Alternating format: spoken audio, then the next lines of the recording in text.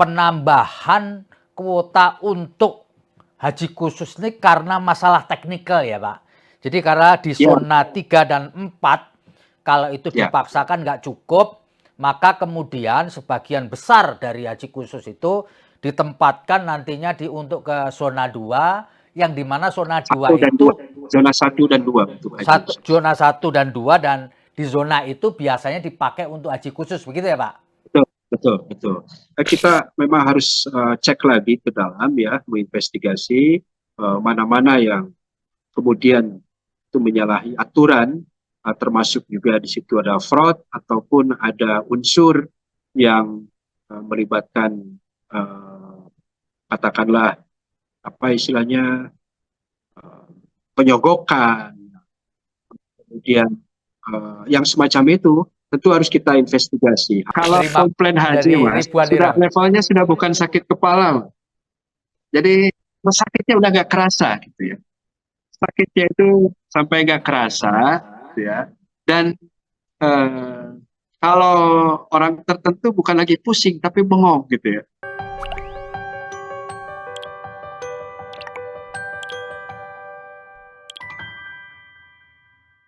Assalamualaikum warahmatullahi wabarakatuh. Bertemu lagi dengan saya, Feby Mahendra Putra, Direktur Pemberitaan Tribun Network. Tribuners, pada 9 Juli 2024 yang lalu, Dewan Perwakilan Rakyat Republik Indonesia telah membentuk panitia khusus angket haji 2024 yang beranggotakan 30 orang dari berbagai macam fraksi yang ada di DPR. Apa latar belakang pembentukan Pansus Angket Haji 2024? Karena adanya beberapa hal yang perlu didalami dan menimbulkan beberapa kecurigaan mengenai pelaksanaan itu. Nah, untuk memperjelas hal itu, saya telah bersama dengan Direktur Jenderal Penyelenggaraan Haji dan Umroh Kementerian Agama Republik Indonesia, Pak Hilman Latif. Saya akan sapa beliau. Assalamualaikum Pak Hilman Latif. Waalaikumsalam warahmatullahi wabarakatuh. Makasih Baik, Pak. Saya kepingin dapat tanggapan dari Pak Hilman mengenai pembentukan panitia khusus angket haji 2024 di DPR tersebut. Silakan Pak Hilman. Baik, tentunya pertanyaan ini lebih pas ya disampaikan kepada DPR RI yang sudah membentuk panitia khusus ini. Tapi kami sebagai mitra dari Komisi 8 DPR RI sudah mendapatkan informasi ini ketika kami masih di Saudi Arabia, bahkan sebelum penyelenggaraan haji atau puncak haji kita lalui ya beberapa waktu yang lalu. Jadi 3 hari sebelum puncak haji kami mengadakan rapat bersama di DPR RI, dan 1-2 dari anggota tim pengawas sudah menyampaikan mengenai kemungkinan adanya pansus ini, dan pada rapat tersebut juga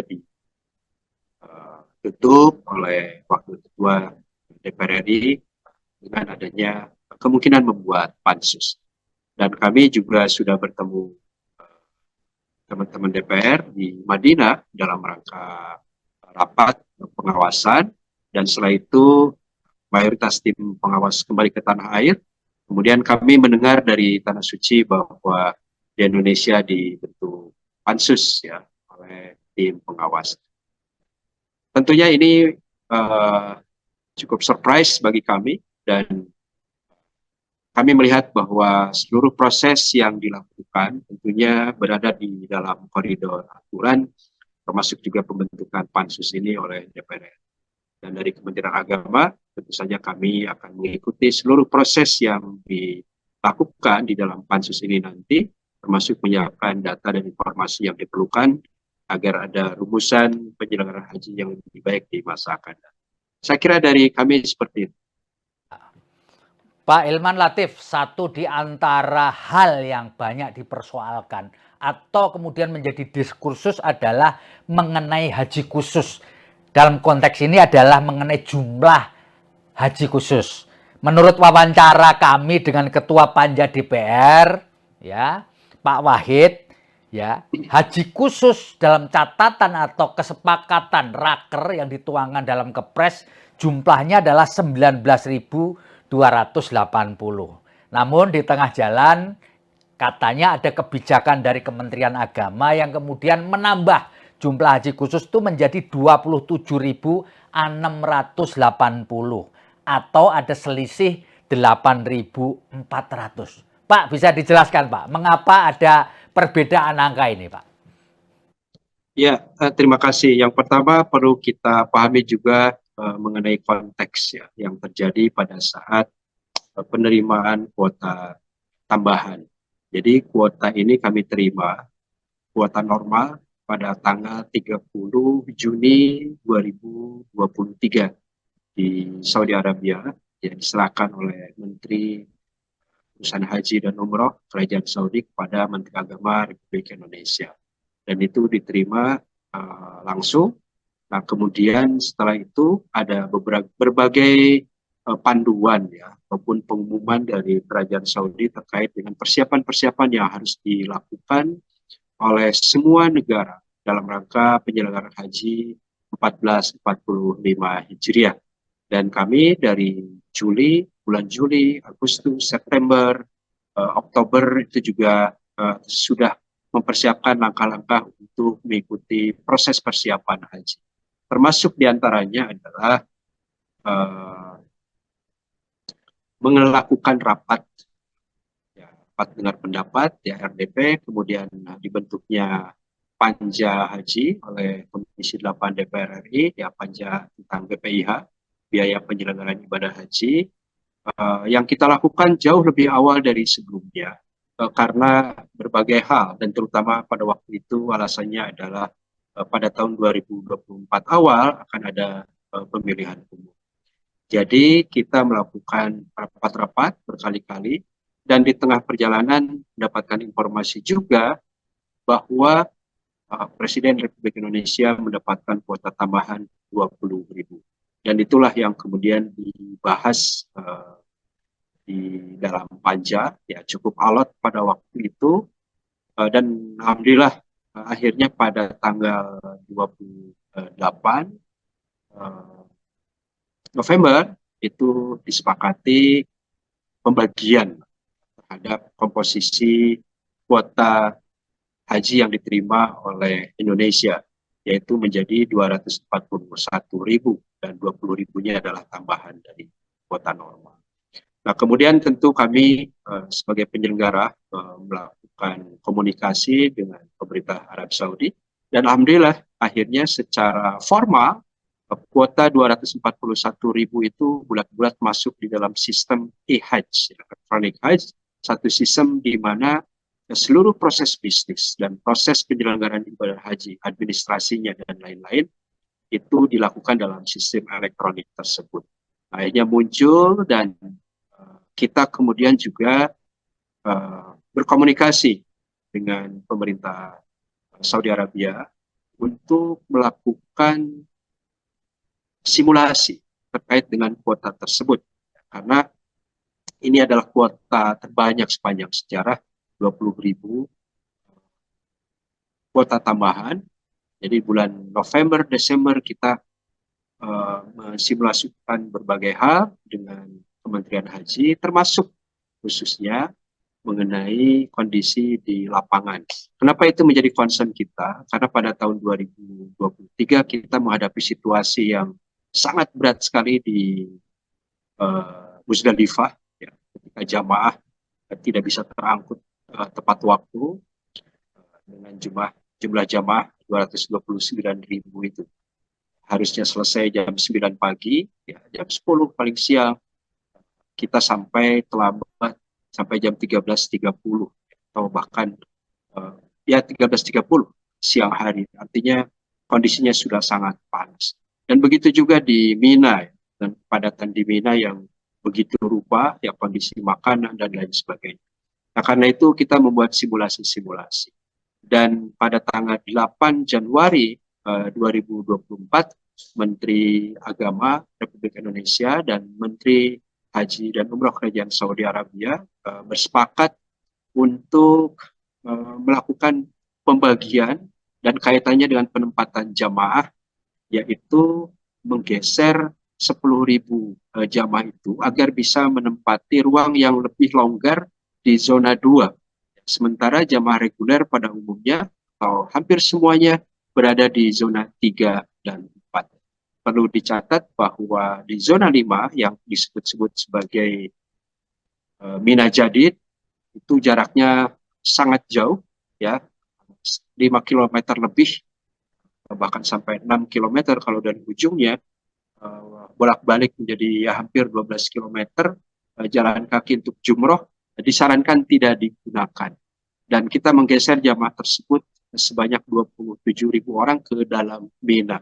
Artinya dari Kementerian Agama selama beberapa minggu melakukan simulasi perhitungan komposisi jamaah yang bisa ditempatkan di wilayah zona 3-4 atau zona di Muaisim, ya, yang nanti melakukan jumrahnya di terowongan Muaisim di lantai 3. Nah, jadi pada tanggal 8, Kerajaan Saudi nampaknya memberikan approval terhadap komposisi ini agar tidak terjadi kepadatan yang berlebih di wilayah Muaisim, khususnya di zona 3 dan 4. Nah, ini situasi yang ada pada saat itu, dan tentu kami juga mencoba mengkomunikasikan ini dengan pimpinan DPR, khususnya mengenai penyesuaian-penyesuaian yang mungkin bisa dilakukan agar ini bisa selaras dengan keputusan DPR. Saya kira itu gambaran terkait dengan komposisi kuota ini, Mas. Pak Hilman, bahwa dari penjelasan itu bisa saya tarik satu kesimpulan begitu, bahwa penambahan kuota untuk haji khusus ini karena masalah teknikal ya Pak. Jadi karena di zona 3 dan 4 kalau itu dipaksakan nggak cukup, maka kemudian sebagian besar dari haji khusus itu ditempatkan nantinya untuk ke zona 2, yang dimana zona 2 itu zona 1 dan 2 untuk haji khusus. Zona 1 dan 2, dan di zona itu biasanya dipakai untuk haji khusus, begitu ya Pak? Betul. Dan Pak, ini harapannya, tentunya harapan kita penyesuaian-penyesuaian itu bisa dilakukan gitu ya. Karena memang pertimbangannya juga ada di situasi lapangan yang seperti ini. Memang untuk tahun ini kenapa ada polemik seperti ini terjadi? Karena untuk pertama kalinya rapat dan penetapan dilakukan sebelum MOU antara dua menteri dilakukan. Biasanya rapat-rapat itu dilakukan pada atau pasca ya MOU, Talimatul Hajj maupun MOU ditandatangani oleh Menteri Haji dan Menteri Agama, dan baru dilakukan rapat-rapat untuk pembahasan pembiayaan. Ya, nah, jadi untuk tahun ini kita lakukan lebih awal karena menghadapi pemilu dan lain-lain, sehingga ketika ada perubahan ini menuntut satu effort ya, upaya agar bisa dilakukan pertemuan lagi. Namun ini tidak bisa terjadi. Jadi kira-kira kondisinya seperti itu. Ya, Pak Elman, menurut ketentuan undang-undang kan jumlah haji khusus itu hanya 8% dari seluruh jumlah jemaah haji yang menjadi kuota Republik Indonesia. Apakah ketentuan itu tidak juga menjadi satu pertimbangan, Pak Elman, ketika menentukan berapa sih jumlah haji khusus itu? Ya, ini kan Undang-Undang 2019 ya.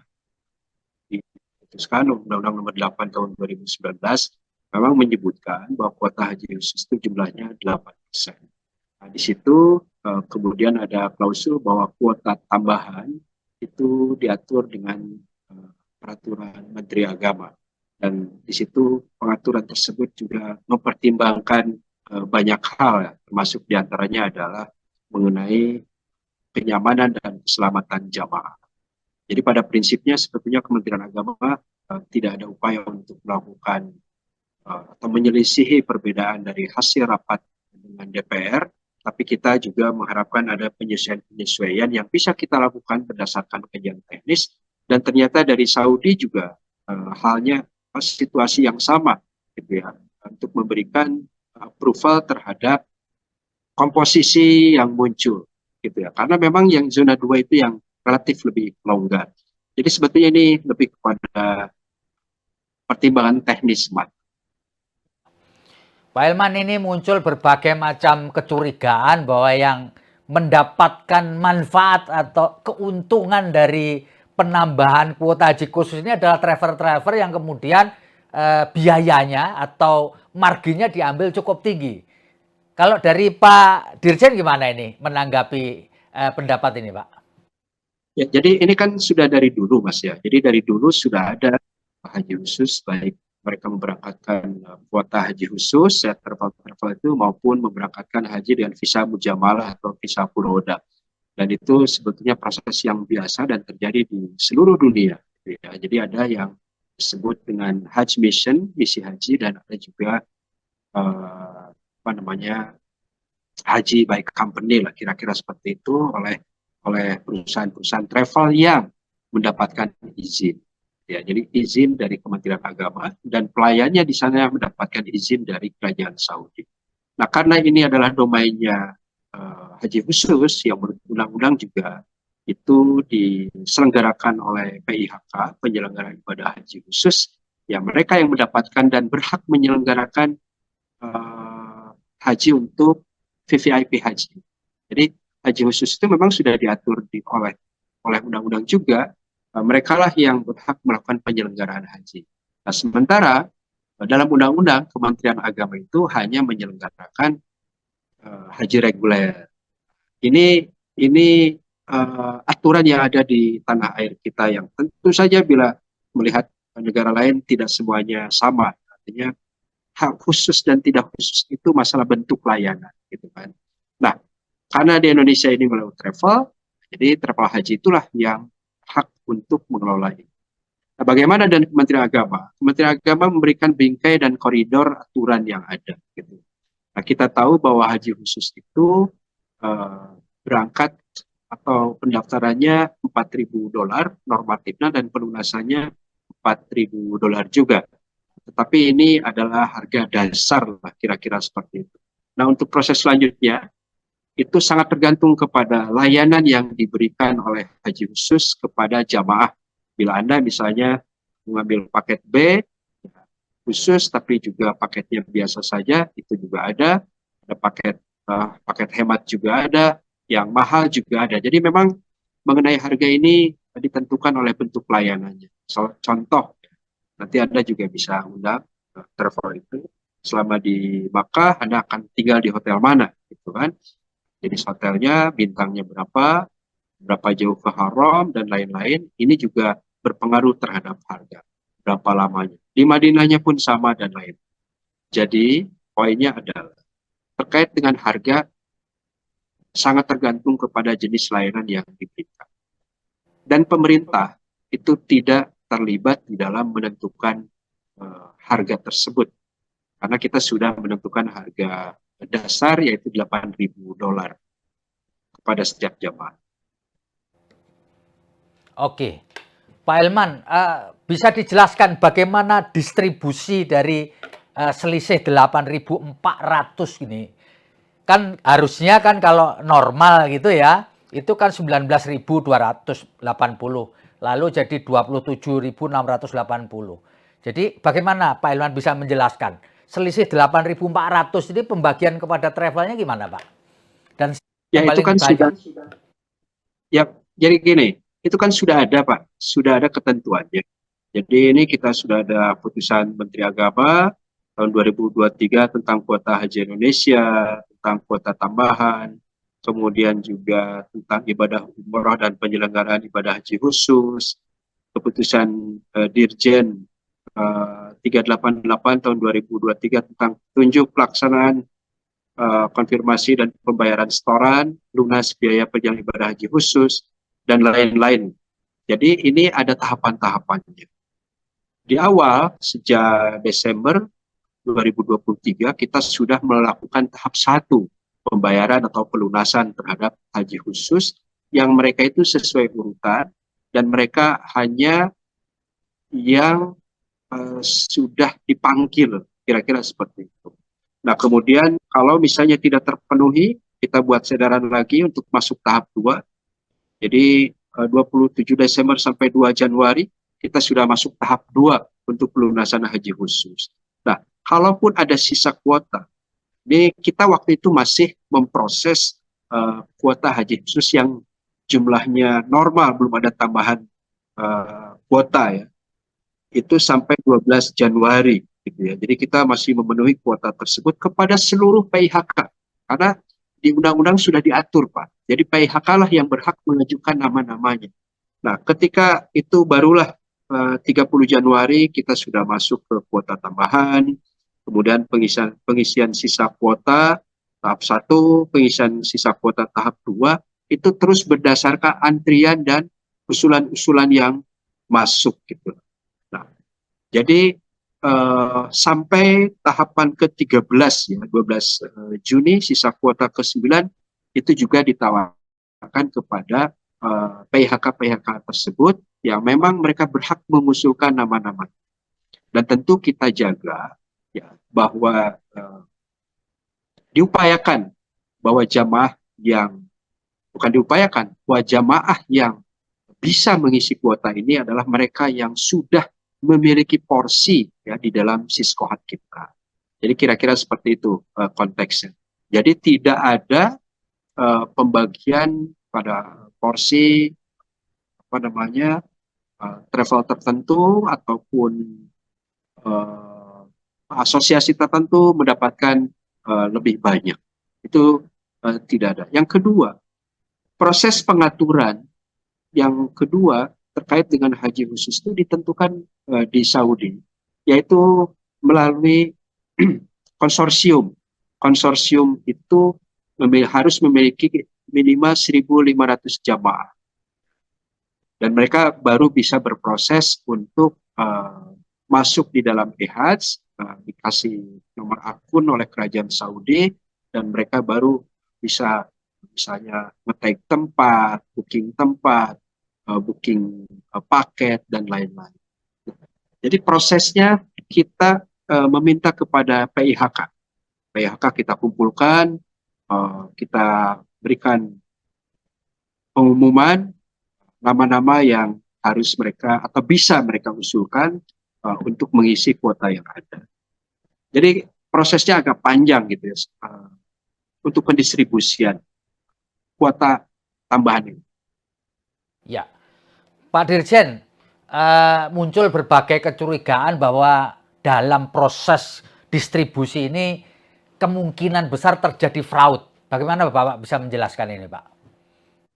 Ya, terjadi fraud, kita memang harus cek lagi ke dalam ya, menginvestigasi mana-mana yang kemudian itu menyalahi aturan, termasuk juga di situ ada fraud ataupun ada unsur yang melibatkan katakanlah apa istilahnya penyogokan, kemudian yang semacam itu tentu harus kita investigasi hal semacam. Ya. Tapi dari prosesnya, memang ini levelnya berbeda, kebijakan besar, prosesnya seperti apa, siapa mendapatkan apa, dan kalau unsur-unsur seperti itu, tentu kami sangat menyayangkan dan kita berharap kita juga bisa mendapatkan informasi lebih jauh bila itu memang terjadi di dalam proses pendistribusian kuota. Pak Dirjen, apakah sejauh ini pengawasan internal dari Kementerian Agama sudah melakukan apa ya, semacam penelusuran atau penelitian gitu, Pak? Apakah ada kemungkinan terjadinya fraud, sogok menyogok dan seterusnya atau permainan di bawah tangan, Pak? Ya, ini yang tentu ini kan kita dari pihak Kementerian Agama ada juga inspektorat yang bekerja untuk melihat itu, mengecek kembali datanya dan lain-lain. Ini kan hajinya belum selesai, Pak. Kan hajinya masih belum selesai. On proses ya, Pak ya? Iya, maksudnya kan gini, proses haji selesai, ditutup, pemeriksaan jalan, dicek lagi datanya, mana ada anomali-anomali yang muncul, berapa persen, berapa banyak, di mana, itu kan ada prosesnya dan prosedurnya yang kita lakukan untuk itu. Ya, jadi sekali Tapi kalau lagi, misalnya kita baru berangkat dan ya hajinya belum beres, ya kita kan energinya juga harus fokus ya. Fokus kami saat ini memulangkan dulu jamaah nih sampai selesai. Sampai tanggal 23, 22. Jamaah masih di Tanah Suci puluhan ribu orang. Nah, jadi setelah selesai itu kita tutup, tentu apa yang menjadi bahan perbincangan itu akan kita investigasi atau kita cek lebih jauh. jadi Kementerian Agama masih fokus dulu menyelesaikan proses rangkaian jemaah haji sampai semua kelar, baru kemudian dilakukan proses pemeriksaan gitu ya Pak Dirjen ya? Ya, betul. Dan termasuk bukan hanya haji khusus ya, termasuk juga perusahaan-perusahaan haji atau travel yang memberangkatkan jamaah haji furoda. Itu kan juga harus melaporkan kepada Kementerian Agama, gitu kan. Melaporkan berapa jamaah yang mereka berangkatkan di dalam sistem kita yang disebut dengan Sisko Patuh, berapa orang mereka membawa haji khusus, kemudian juga haji eh, apa visa mujamalah, kemudian ada masalah atau tidak, ada laporan dari masyarakat seperti A, seperti B, layanannya seperti apa, komplainnya bagaimana, kan kita nanti masuk terus Mas ke kita ya. Itu kan jalan. Nah, termasuk juga kita kan masih juga menginvestigasi berapa jamaah haji Indonesia yang berangkat tidak menggunakan visa haji. Kemudian ada nggak travel-travel yang resmi itu yang memberangkatkan mereka. Karena itu kan tidak boleh ya, secara aturan. Ya, artinya juga kalau memberangkatkan kita cek ya sejauh mana apa namanya travel-travel tersebut gitu ya menyalahi posisi mereka ya di dalam memberangkatkan jamaah dan visa non haji yang kemarin menjadi ramai di Tanah Suci. Betul. Pak Dirjen, satu lagi di luar apa namanya jemaah haji khususnya kemarin ada ribut-ribut juga mengenai pelayanan atau termasuk juga dengan kapasitas tenda, lalu kemudian kamar kecil atau toilet ketika di Mina, Pak. Jadi bisa dijelaskan Pak Dirjen mengenai kondisi itu, Pak. Ya, masalah klasik yang muncul terkait dengan layanan di Mina adalah tentu saja masalah kepadatan. Ya, harus dijelaskan di sini bahwa Mina tidak mungkin tidak padat. Mina itu pasti padat. Di wilayah Muaisim, di wilayah yang lain, di wilayah yang digunakan oleh negara-negara lain, Malaysia, Indonesia, negara Asia Selatan, Turki, semuanya itu padat. Tidak ada yang tidak padat. Apakah WC-nya antri? Di semua negara juga antri. Nah, ini yang menjadi apa namanya hal yang harus diketahui bersama. Untuk wilayah yang ditempati oleh Indonesia di wilayah Muaisim khususnya untuk haji reguler itu untuk saat ini juga sebagaimana prediksi kita jumlahnya memang masih padat gitu. Nah, kita kan masih memerlukan langkah-langkah bagaimana sebetulnya untuk menyelesaikan layanan di Mina. Kalau kepadatannya pasti padat. Yang menjadi perhatian kita, termasuk juga ada catatan dari tim WAS, itu di beberapa tenda ada over capacity, gitu ya. Nah, itulah yang kemudian Menteri Agama juga mengambil langkah-langkah langsung. Jadi begitu ada laporan, ternyata kasur yang bisa dimuat itu kurang ya dari kapasitas jamaahnya. Kami carikan solusi di lokasi tersebut. Begitu juga begitu mendapatkan informasi terkait dengan uh, tenda yang AC-nya kurang dingin, padahal jamaahnya lagi penuh di dalam, itu juga kita tidak lanjutin. Jadi semua hal yang diadukan kepada kita langsung perbaiki. Ada makanan telat, kita langsung tegur dan kita cek kepada maktab yang melayani mereka. Jadi semuanya melalui prosedur yang sudah ada. Memang kami akui tidak semuanya layanan itu bisa dilakukan secara sempurna. Ada beberapa kasus yang terjadi, jadi beberapa maktab dan Di maktab itu tidak satu maktab semuanya, Mas. Kalau di satu maktab itu ada 10 tenda, mungkin ada satu tenda di situ, atau ada 2 tenda yang hasilnya kurang dingin. Dan itu yang kita masuk intervensi, ya, menyampaikan kepada maktabnya, mengkomunikasikan kepada syarikahnya untuk ditindaklanjuti. Dan di beberapa case itu sebagaimana nanti bisa kita telusuri juga di dalam dokumen kita, itu berhasil diberikan solusi. Jadi konteksnya seperti itu. Terkait dengan antri di toilet yang cukup panjang, ya memang ini dirasakan juga, terutama pada masa-masa padat, ya, menjelang sholat, waktu sholat ataupun subuh, kemudian juga pada saat jamaah siap-siap untuk melakukan jumroh, itu toilet di waktu tertentu sangat penuh, ya, ada antrian lah di sana. Sama juga dengan keluhan bahwa waktu sholat antri naik lift itu juga panjang, itu juga sama. Nah, disinilah bila ada masalah yang krusial, Kementerian Agama selalu langsung memberikan respons. Dan alhamdulillah sebagian besar sudah diatasi pada waktu itu juga. Pak Dirjen, ini ada beberapa kritik mengenai penunjukan rekanan atau vendor yang menyediakan tenda di Mina, Pak. Menurut beberapa kalangan termasuk Panja, sebenarnya vendor itu sudah melakukan hal yang prestasi yang kurang memuaskan di tahun lalu, tapi terus dipakai di musim haji tahun 2024. Bagaimana Pak menjelaskan kritik ini, Pak? Baik, jadi perlu diketahui bahwa tenda Mina itu bukan milik vendor, Pak. WC-nya juga bukan milik vendor.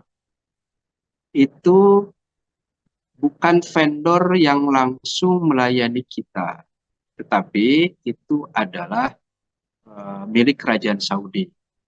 Jadi Kerajaan Saudi itu memiliki kapasitas, memiliki kawasan, dan di situ sudah dibangun tenda-tenda, di situ sudah dibangun juga toilet-toilet. Nah, perusahaan-perusahaan Saudi yang melayani jamaah haji itu juga ibaratnya kontrak dengan kementerian dan kerajaan itu. Nah, mereka lah yang melayani kita. Tapi secara teknis, itulah yang kemudian dari vendor yang kita berkontrak itu mereka melakukan pengecekan gitu ya, perbaikan. Selama itu terkait dengan hal-hal yang bisa diantisipasi langsung oleh vendor kita, maka kemudian kita laporkan kepada vendor-vendor. Nah, jadi berbeda ya antara pemilik kawasan, ya, penyewa kawasan. Ibaratnya seperti Anda mau buat pameran, sudah ada tenda-tendanya. Anda itu nggak bangun tenda sendiri, Mas. Tapi sudah ada tendanya yang disediakan oleh pemilik bangunan itu, pemilik kawasan itu. Nah, tetapi karena Anda itu akan kedatangan tamu banyak dari negara lain, Anda kemudian memperbaiki kawasan-kawasan tersebut. Apakah bisa menambah jumlah toilet? Tidak bisa. Kecuali dari Kementerian Haji ya, atau negara yang menambah toilet. Apakah bisa naikin toiletnya? Kecuali mendapatkan izin. Apakah misalnya bisa vendor itu untuk memasang tegel? Kalau sebelumnya tidak ada tegel, tidak boleh. Kecuali mendapat izin dari kerajaan. Itu vendor mereka ya, vendor Saudi yang berkontrak dengan kita. Jadi ada entitas yang berbeda. Kita berkontrak dengan vendor, syarikah. Syarikah itu juga berkontrak dengan kerajaan untuk menempati dan menggunakan kawasan tersebut. Gitu ya. Dirjen, apakah kita boleh mengganti vendor atau syarikat itu, Pak? Boleh, boleh sekali, boleh sekali. Apakah benar apa vendor yang melayani kita di Mina itu sama dengan tahun 2023 yang lalu, Pak? Sama dengan 15 tahun yang lalu. Oh, jadi ini sudah Kenapa? 15 tahun. Karena itu namanya dulu, namanya syarikah sekarang itu dulu namanya katakanlah syarikah untuk kawasan Janub Syarqil Asia. Syarikah yang melayani atau muasasah pada waktu itu yang melayani kawasan Asia Tenggara. Malaysia dilayani mereka, Indonesia mereka, Singapura mereka, Thailand mereka, Filipina mereka, Cina juga bagian dari mereka. Ada syarikah lain? Ada yang melayani Afrika, melayani di Afrika, melayani Nigeria, melayani negara Afrika, Kamerun lah katakan seperti itu, ataupun pokoknya negara Afrika spesialisnya. Ada juga syarikah Jalur Asia, Asia Selatan, yang kemudian menjadi syarikah sekarang spesialisnya melayani Bangladesh, melayani India, melayani Myanmar, kemudian Pakistan dan lain-lain. Kita boleh berganti kepada negara yang melayani negara lain. Misalnya kita berganti ke satu perusahaan yang biasanya menangani India, boleh. Berani nggak seperti itu? Atau negara yang biasanya melayani Afrika, boleh saja. Tapi saat ini kita berkontrak dengan satu vendor yang sudah belasan tahun, puluhan tahun melayani Asia Tenggara, dan oleh kerajaan Saudi tahun lalu dinobatkan sebagai syarikat terbaik. Jadi ini juga dilematis ya. Apakah kita akan berganti secara radikal? Misalnya saat ini yang biasa melayani Asia Tenggara ganti sama yang biasa melayani Afrika, boleh saja. Kalau dengan perhitungan-perhitungan yang matang. Gitu. Kalau ada masalah, bisa juga dicek apakah misalnya di negara-negara lain ada masalah atau tidak, wilayah Afrika ada masalah atau tidak, Asia Selatan, India, Pakistan, Bangladesh itu ada masalah atau tidak di tendanya kawasannya. Ini harus dikaji secara lebih komprehensif. Tetapi prinsipnya kita bisa memilih syarikat. Oke, Pak Dirjen, ini juga ada keluhan mengenai catering, Pak. Layanan makan-memakan ini, karena konon Ya, asupannya itu atau jenis makanannya itu tidak sesuai dengan harga yang dibayarkan kepada mereka. Artinya jemaah haji kan membayar satu kali makan tuh berapa gitu. Kalau nggak salah 60.000, tapi nggak cocok dengan menu yang disajikan. Gimana Pak Dirjen tuh, Pak? konon itu keluarnya dari siapa? Jamaahnya atau dari bukan jamaah?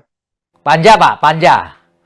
Ya, ya mudah-mudahan itu berdasarkan dari data jamaah juga. Ya, kami sudah melakukan kontrak. Kita menghitung HPS-nya berapa, kontraknya berapa, nilainya berapa, termasuk di situ kita hitung bahan baku, masalah delivery, masalah kemudian apa namanya gajinya, masalah pajaknya, masalah lain-lain itu sudah kita hitung betul. Dan silakan Anda juga melakukan perbandingan dengan negara yang lain. Ya. Negara lain itu seperti apa, dan tanya juga harganya berapa. Jadi sebetulnya ini Kemendak terus mencoba memperbaiki layanan itu. Dan harga segitu bisa dapat apa negara yang berbeda. Kita cek ke Malaysia, kita cek ke Singapura, oh beda makanannya, harganya berapa? Bisa ditanya. Jadi tentu kami di dalam menyusun ya menu itu sudah dari awal, kemudian juga kita pastikan bahwa dapur yang melayani jamaah kita itu bisa menyediakan makanan tersebut dengan jumlah tertentu. Ya. Misalnya satu dapur diminta 7.000 atau 10.000 sekali masak, sehari 3 kali, berarti 30.000 paket makan harus tersedia dan lain sebagainya. Nah, memang kalau kita bandingkan dengan di warung, ya agak berbeda Mas ya. Di warung, ya, tapi bisa nggak mereka menyediakan 50.000 paket makan, gitu kan?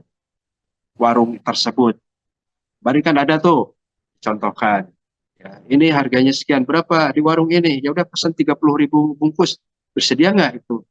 Dan seterusnya dan seterusnya. Jadi untuk menentukan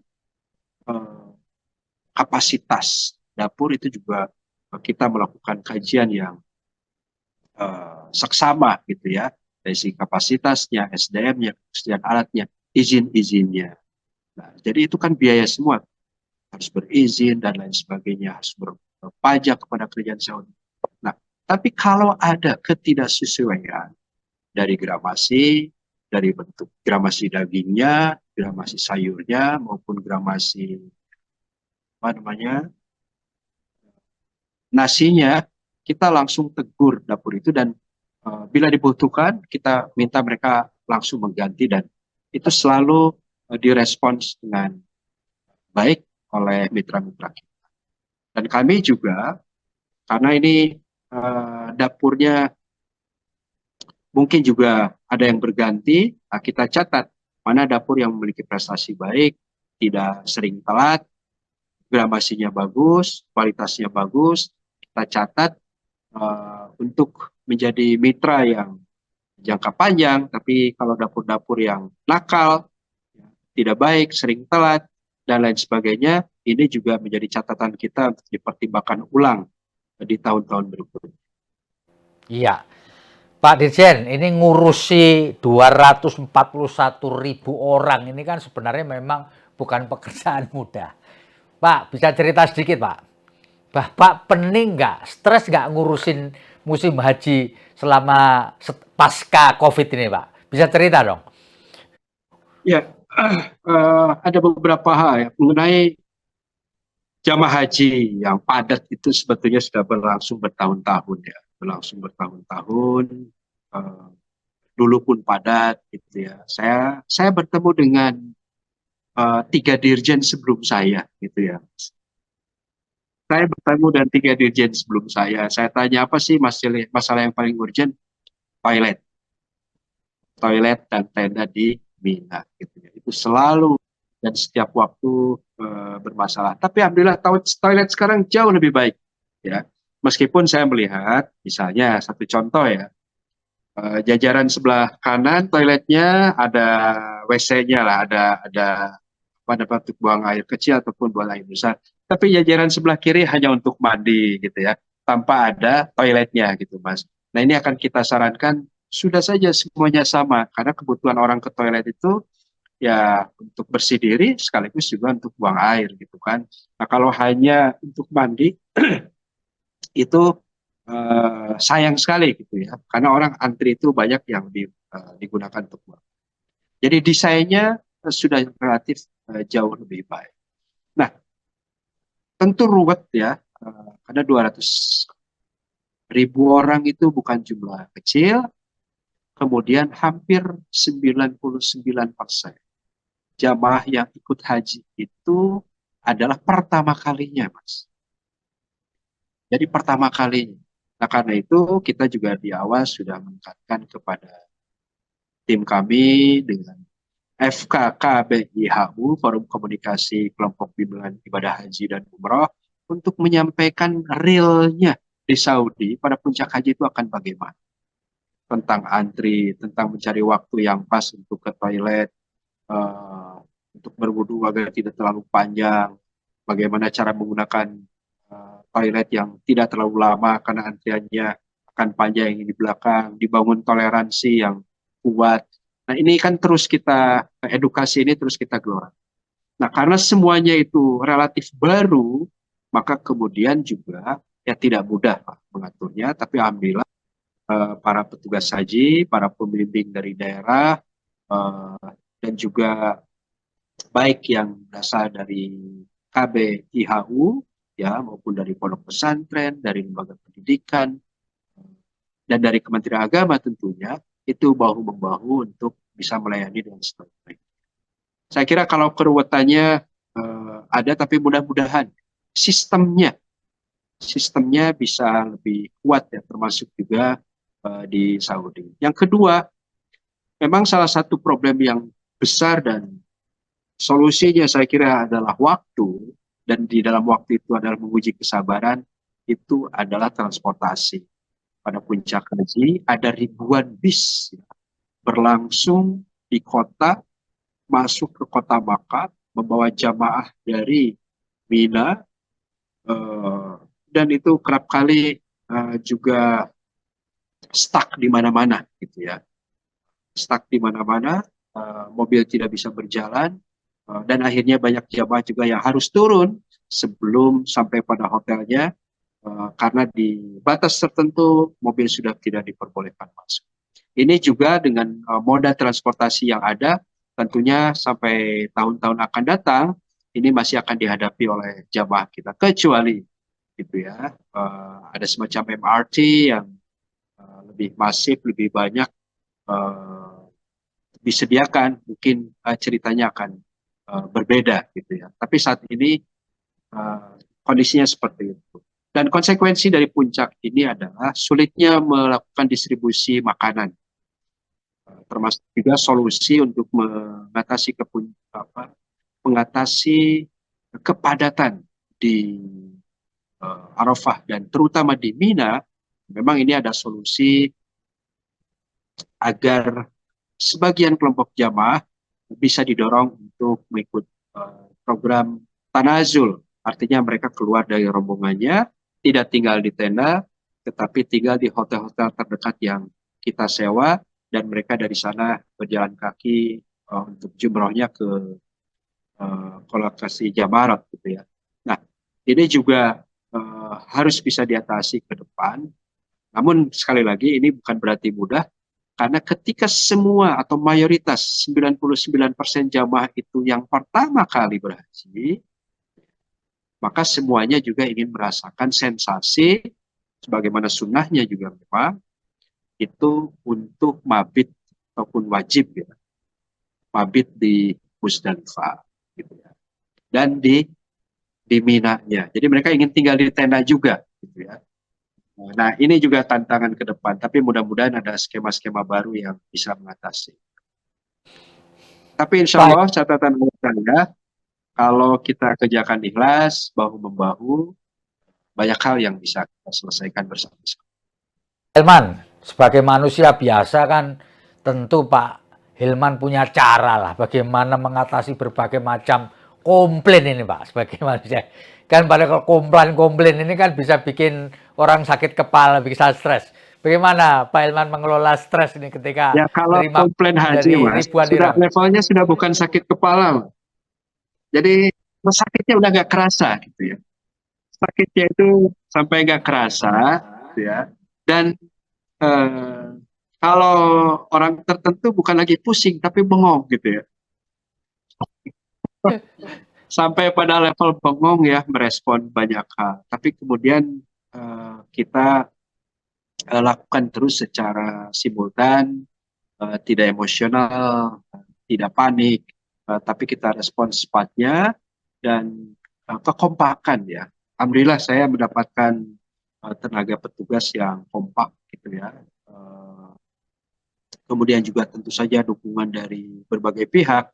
Salah satunya petugas-petugas dari TNI Polri yang mengendalikan di lapangan di sektor-sektor khusus ya, yang padat dan punya penuh risiko, ini bisa kita atasi. Jadi alhamdulillah informasi masuk, deliver kepada Kasektor deliver kepada kita ke Kadaker, ya, kepala daerah, ke kasektornya ke plotter, terus komunikasi itu dilakukan. Ada persoalan yang bisa direspon langsung dan selesai saat itu juga.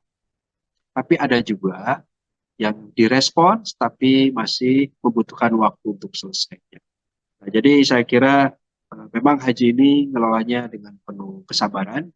Bukan hanya jamaah yang sabar Pak, petugasnya sabar, kita pun sebagai pimpinan untuk sabar dalam konteks melayani jamaah gitu ya, karena ini sudah menjadi tanggung jawab kita. Nah, sekali lagi alhamdulillah sampai hari ini petugas-petugas kami, pahlawan-pahlawan kami di lapangan tidak ada sampai bengong lagi ya.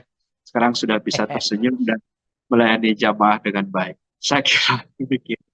Terima kasih Pak Direktur Jenderal Penyelenggaraan Haji dan Umroh Kementerian Agama Republik Indonesia. Moga-moga obrolan ini bisa memberi manfaat Pak buat penonton kita, buat pembaca kita, dan insya Allah di tahun-tahun ke depan penyelenggaraan haji akan menjadi lebih baik. Sekali lagi terima kasih Pak Hilman Latif. Selamat bertugas. Terima kasih. Assalamualaikum. Terima kasih. Ya. Assalamualaikum warahmatullahi wabarakatuh. Saya Feby Mahendra Putra pamit undur diri. Jangan lupa jaga kesehatan dan jangan lupa bahagia. Download Tribun X sekarang. Menghadirkan lokal menjadi Indonesia.